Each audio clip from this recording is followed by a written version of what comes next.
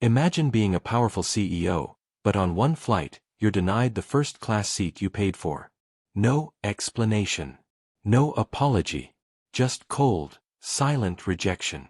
What happens next? 6 minutes later, a decision was made that shook an entire airline to its core. This isn't just a story about a seat on a plane. It's about dignity, power, and how one man used his influence to expose a shocking truth and change an industry forever. Stay with us to see how this epic confrontation unfolded. You won't believe how this story unfolds. Every moment is packed with suspense and surprising twists. Watch till the very end to see how justice is served. Don't forget to subscribe and hit the bell so you never miss a powerful story like this. The hum of the terminal faded as Malcolm Russell stepped onto the jet bridge, his phone tucked neatly into the pocket of his tailored navy blazer. His gait was smooth, calm, too calm for what was about to unfold. Row after row of economy passengers filtered in behind him, but Malcolm turned left at the fork in the aisle, toward first class. He barely took 2 steps before a sharply dressed flight attendant, clipboard in hand, threw herself in front of him. "Sir," she said curtly, scanning him from his polished loafers to his deep brown skin, "this section is for first-class passengers only." Malcolm didn't blink. He reached into his pocket and pulled out a ticket embossed in gold lettering. "Seat 1A. I'm exactly where I need to be," he said with a calm that carried weight. But the attendant wasn't moved. She leaned in slightly, voice lower now, tinged with suspicion. "This has to be a mistake. We don't allow," she caught herself, but the damage was done. Her eyes flicked to the line forming behind him, as if the judgment of other passengers justified her doubt. "Don't allow what?" Malcolm asked quietly. A few seats up, a businessman in a suit smirked, shaking his head. A woman clutched her pearls with performative disbelief. It was as if the entire cabin had silently agreed, he didn't belong. "I'll need to see your ID," she said sharply. Malcolm gave her a long look, then opened his wallet, revealing a platinum executive card from Ascend Air, the airline itself. The attendant stared, then scoffed. "We've had people try this before." Passengers chuckled behind him. For a moment, Malcolm said nothing. No anger. No raised voice. Just a small, knowing smile forming at the edge of his lips. Then, slowly, he pulled out his phone and opened a secured app, one only a select few in the world had access to. He tapped once. No words. Just action. And less than a minute later, everything, on that plane would begin to shift. The cabin's tension thickened like humidity before a storm. Malcolm remained standing in the aisle, phone still in hand, face unreadable. The flight attendant crossed her arms, drawing an invisible boundary line between him and the plush leather seats behind her. "Sir," she said again, her voice clipped and louder now. "We have policies. I don't make the rules." Malcolm raised an eyebrow, still calm. "Then maybe I should speak to someone who does." Without turning around, she waved over another uniformed figure. Her supervisor, a woman with a no-nonsense bun and a face hardened from years of micro-authority. "What seems to be the problem?" the supervisor asked, already annoyed. "He's refusing to move," the first attendant said, pointing a finger. "He's trying to sit in first class without clearance." Malcolm held up his ticket again. "Seat 1A. Paid in full. Booked weeks ago." The supervisor glanced at the ticket and immediately frowned. "This doesn't make sense. Can I see your ID?" He handed it over without a word. She squinted at it, then muttered under her breath, "Must be a glitch in the system." Then she delivered the line that made passengers lean in like it was dinner theater. "You can sit in economy or get off the plane, sir." A few laughs bubbled up from the back of the cabin. But Malcolm's voice cut through like a blade. "Are you sure that's your final decision?" The supervisor blinked, surprised at how calmly he asked it. She smirked, trying to reassert dominance. "I don't owe you an explanation. We decide who belongs here." For the first time, Malcolm chuckled softly. "No, you really don't know who I am, do you? Her smirk deepened into a sneer. And I don't care. Just then, a beep came from the cockpit. The door creaked open, and the captain stepped out, surveying the cabin. He looked around, until his eyes locked onto Malcolm. His expression changed in an instant. He froze. And then, slowly, he took off his hat and stepped forward. "Excuse me, sir," the pilot said, voice suddenly hushed. "Are you Mr. Malcolm Russell?" The flight attendant's confident smirk vanished. The supervisor stiffened. "And Malcolm?" He finally smiled. "Now that's someone who read the memo." Silence swept through the cabin like a hush after thunder. Every eye turned toward the captain, tall, graying at the temples, a man used to control. But in that moment, his face betrayed a rare flicker of panic. The supervisor tilted her head, arms still crossed. "Captain, do you know this man?" He nodded slowly, almost reverently. "Yes. I know exactly who he is." Now even the passengers who had been snickering leaned forward in their seats. The flight attendant's eyes darted between the captain and Malcolm. "So who is he? Some kind of celebrity?" The captain's voice lowered. "No. He's the reason this airline still exists." Whispers surged through the cabin. A woman gasped audibly. The captain continued, "This is Malcolm Russell, founder of Russell Equity Group. Our largest shareholder. When the airline was nearly bankrupt last year, his firm bailed us out with a $700 million rescue package." The supervisor's face paled. The flight attendant took a small, involuntary step back. Malcolm remained calm, voice steady. "You judged me before I said a word. Before I even reached my seat."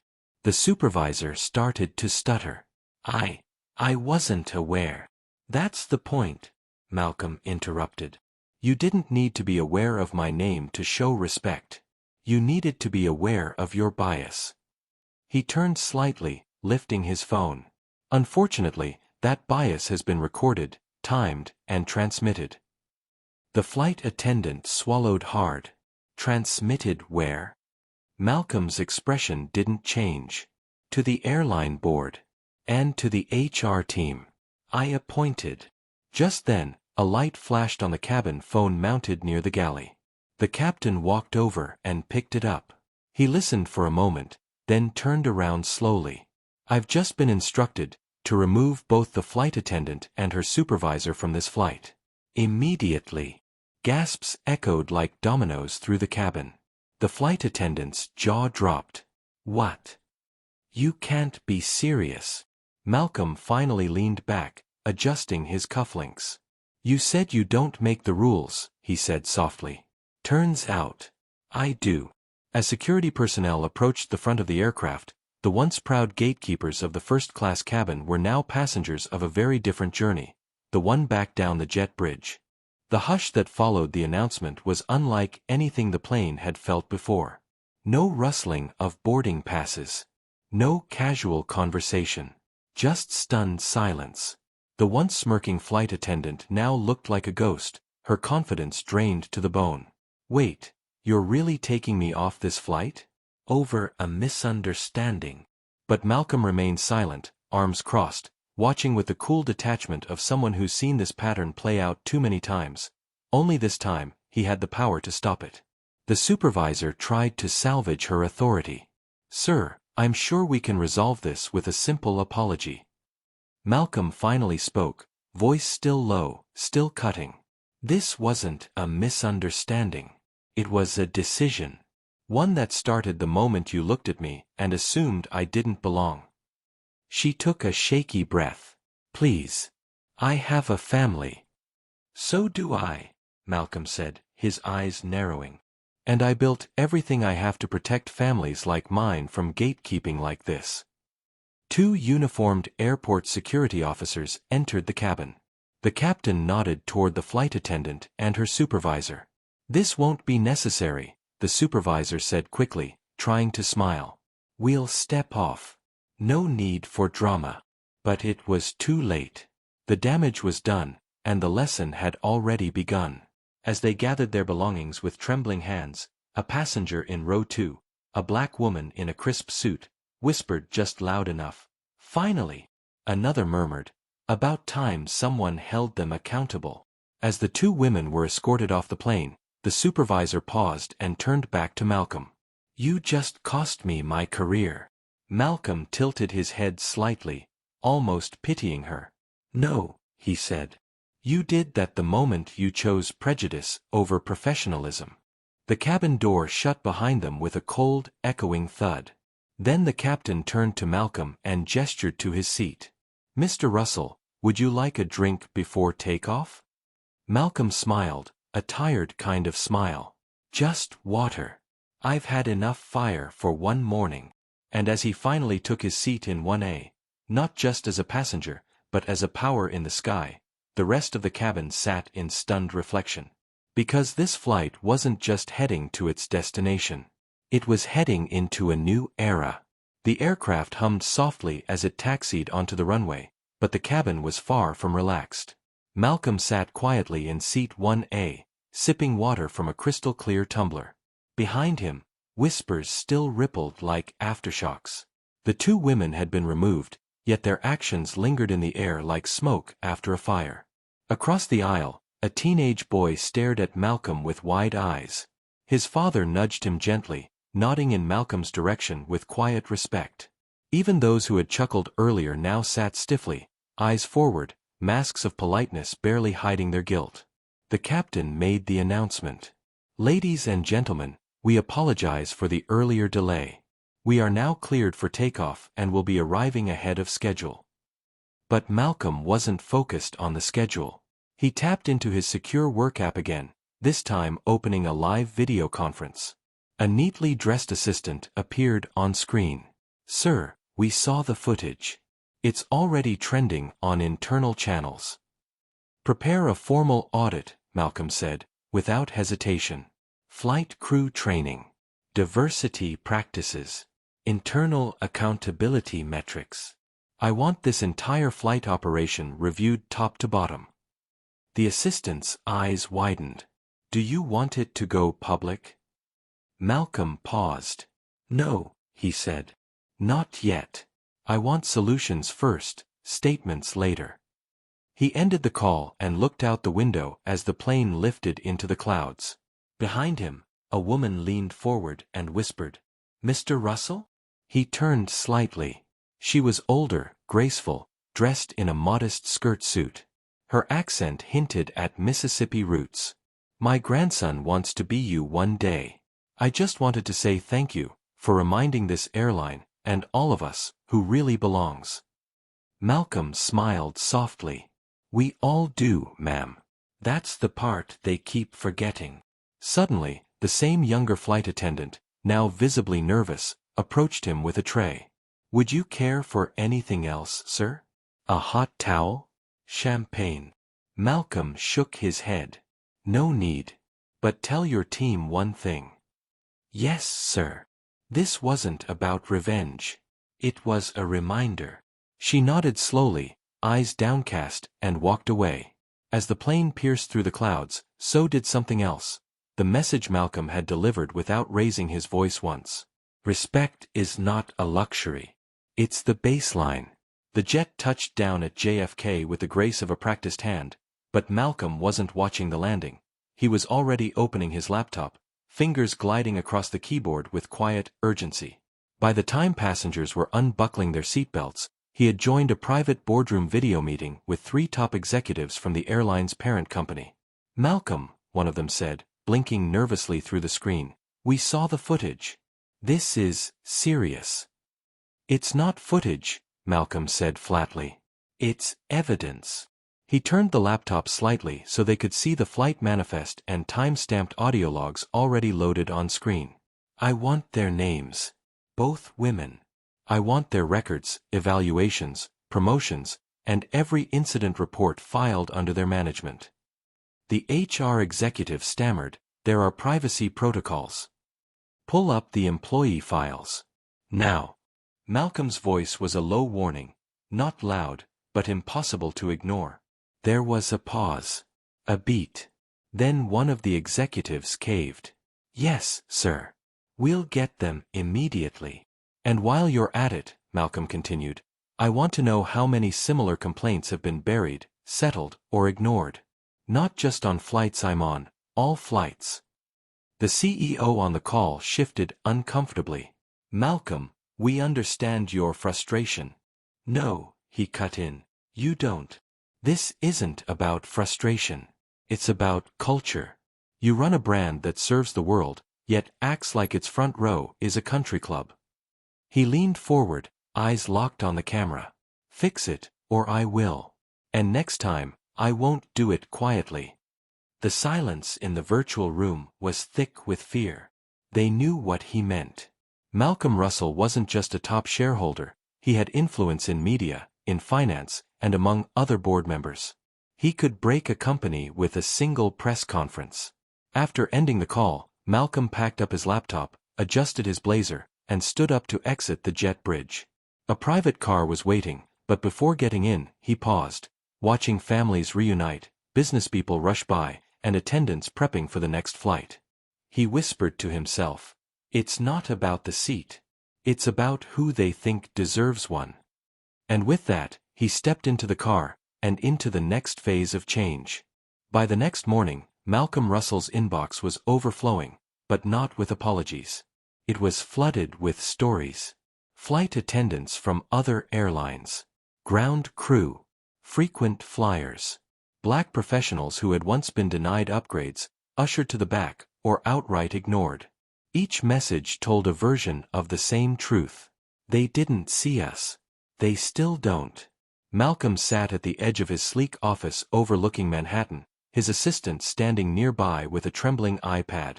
"Sir, the internal memo you approved has already leaked." He didn't flinch. "What about the audit results?" Malcolm asked, eyes fixed on the skyline. "Preliminary reports show over 73 complaints involving discriminatory seating practices in the last 2 years. Most were quietly settled. A few complainants were even blacklisted." Malcolm exhaled slowly, then stood. "Call a press conference," he said. "Today. No spin. No filters. No hiding behind legalese." His assistant blinked. "We're going public." He turned to her, voice steel cold. "They made it public the moment they humiliated me in front of a cabin full of witnesses. This statement is no longer internal." Hours later, Malcolm stood behind a podium, flanked by civil rights leaders, aviation analysts, and a digital screen showing a still image from the flight, him standing calmly while the 2 women were removed from the plane. "Let me be clear," Malcolm said, voice clear, controlled. "I don't want vengeance. I want transformation." He leaned into the microphone.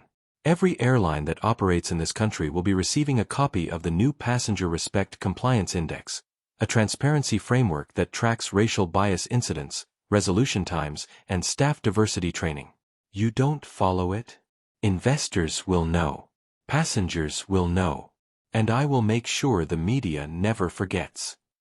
The room erupted, some in applause, others scrambling to file reports. Reporters shouted questions. One asked, "Are you saying this is a personal crusade?" Malcolm looked directly into the camera. "No. It's personal for all of us. I just have the mic right now."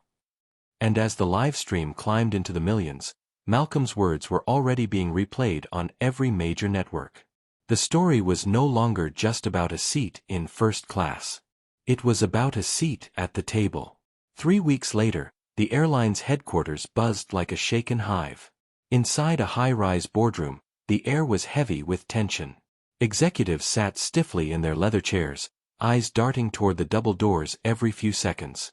Outside, media vans lined the street, their satellite dishes pointed skyward. The world was watching. And then Malcolm walked in. Tailored black suit. Silver cufflinks. Calm, commanding presence. He took his seat at the head of the table without a word. The CEO of the airline, the same man who once shrugged off bias complaints, cleared his throat. "Mr. Russell, I assure you we've made the changes you requested. The compliance index is being adopted. Training modules have been rolled out. We even placed the 2 attendants on unpaid leave. Stop, Malcolm interrupted quietly, but firmly. I didn't come here for promises, he continued, leaning forward. I came for accountability. He slid a folder across the table. Inside were documents, each bearing the airline's letterhead, but not from legal. They were termination letters. Both attendants have a documented history of complaints. Ignored. Protected. Enabled. That ends today. The HR director stammered, Sir, typically these matters go through internal arbitration. Malcolm's eyes flicked up. Not anymore. I'm invoking my executive authority as a board member. He turned to the head of operations. And as for the supervisor who tried to block me from boarding, I'd like you to deliver this message to him directly. The man nodded, nervous. Malcolm stood. This isn't just a reaction. It's a recalibration. Every passenger, regardless of their skin, gender, income, or status, deserves dignity from the moment they walk through the gate. He looked each executive in the eye. And if you can't build a culture that reflects that, you'll find yourself looking for another seat. He walked out without waiting for applause. Outside the building, he was greeted not by cameras, but by the teenage boy from the plane and his grandmother. They had come all the way from Atlanta. The boy beamed. Mr. Russell, I saw your speech. I want to be like you. Malcolm smiled, placing a hand on his shoulder. Then remember this. Never let anyone decide your worth based on where they think you belong. You belong wherever you show up prepared. As they posed for a photo, the headlines flashed across every screen. Black CEO fires flight attendant who denied him a seat, and launches a movement. Malcolm didn't just reclaim his seat. He redefined the entire airline industry. This isn't just a story about one man's fight, it's a reminder that dignity and respect are non-negotiable. When we stand up against injustice, change happens. If Malcolm's story inspired you, share it, subscribe, and join us as we shine a light on the voices that demand to be heard.